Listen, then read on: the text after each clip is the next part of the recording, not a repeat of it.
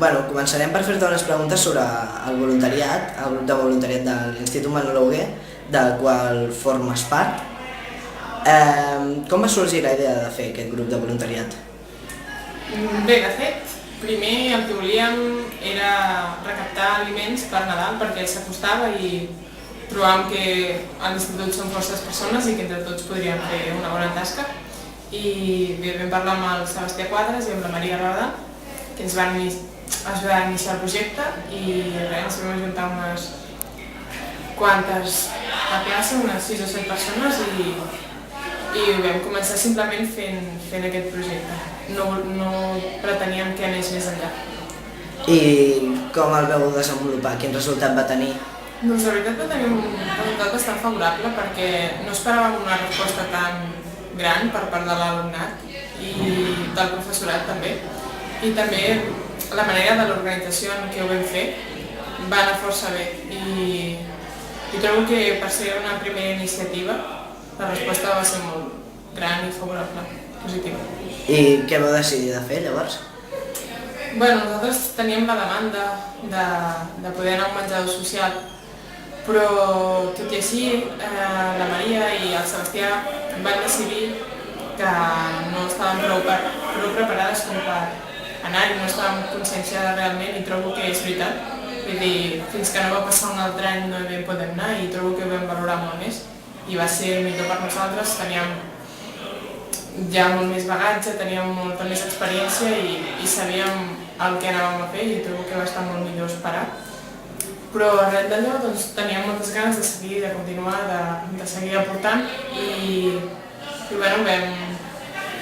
vam parlar amb la residència per poder fer un curs allà, un curs de voluntariat, de formació primerament i per poder després començar allà, més que res a fer com una tasca d'animació sociocultural o ajudant els professionals d'allà amb el que calgués. I quants cops hi anàveu allà a la residència i què fèieu exactament? Nosaltres estàvem repartides entre dimecres i divendres, 2 dies a la setmana a les tardes, cap allà a les 4 fins a l'hora que creguéssim, que poguéssim. I no era una obligació, era el temps que volguéssim dedicar-hi. I ens repartíem el grup més o menys entre 2, qui podia els dimecres i divendres, però si tu individualment volies passar-te qualsevol altre dia no hi havia cap problema. I el que fèiem realment vam començar fent certes activitats puntuals, com pot ser carnaval, ajudar amb el que sigui, animar, ajudar a l'hora de repartir qualsevol berenar o vaig anar a persones amb cadires de rodes amb l'ascensor al punt de trobada, el que sigués, o aprendre a cosir, o simplement estar parlant amb elles, saber de la seva vida, no sé, una mica com canviar coneixements, intercanviar-los. I tu personalment, què n'has tret de tota aquesta experiència? Jo m'he tret... La veritat és que moltes coses. Mai vaig pensar que un voluntariat em pogués satisfer d'aquesta manera tan gran, perquè en moltes etapes de la meva vida va ser com una esponja per mi. Era entrar-hi i que oblidés els meus problemes per centrar-me més en els seus o per parlar o simplement el fet de gaudir d'estar allà en aquell moment.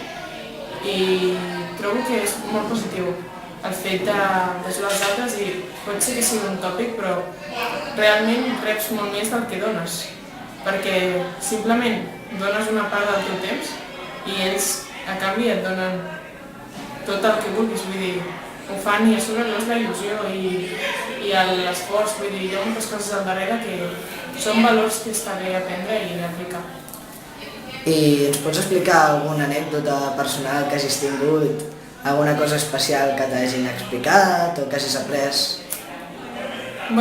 He après una cosa molt important, potser no l'he acabat d'aprendre del tot, però al curs de formació ens van dir sobretot que intentéssim no establir un vincle gaire fort amb els residents perquè eren persones grans que en qualsevol moment els podia passar alguna cosa i vaig pensar, d'acord, però realment al final esdevé inevitable, vull dir, si fas bé la teva feina.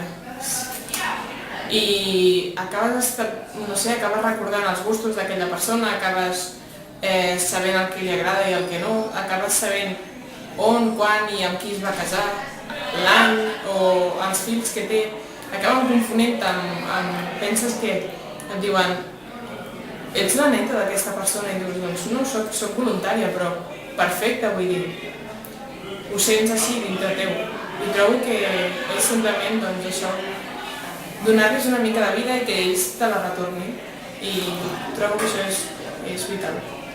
I per acabar, com valores tota la tasca feta i tota la tasca que encara hi ha per fer? Trobo que hi ha molta gent, i jo la primera, que sempre pensava que marxaria a ajudar fora, que falta molta feina per fer fora, que hem de ser solidaris i amb altres països, amb dies de desenvolupament, però realment aquí hi ha molta feina per fer, aquí mateix, i realment si podem fer-la comencem per aquí i ens expandim-nos, però comencem per aquí. I trobo que la feina feta fins ara està molt bé, però potser no és suficient i hem de seguir, però portem un bon terme i el fet que alumnes de quart ara també estiguin continuant trobo que està molt bé perquè nosaltres aquest any ja marxem, és un projecte que vam començar els anys ençà i trobo que és necessari que altra gent ens relevi i trobo que està molt bé, que tenen molta iniciativa, que potser també cal una mica aquesta conscienciació que potser, vulguis o no, falten una mica d'anys per saber com has de treballar, per saber de quina manera els has de tractar, però trobo que van pel bon camí. D'acord, doncs moltes gràcies, Lilla. A vosaltres.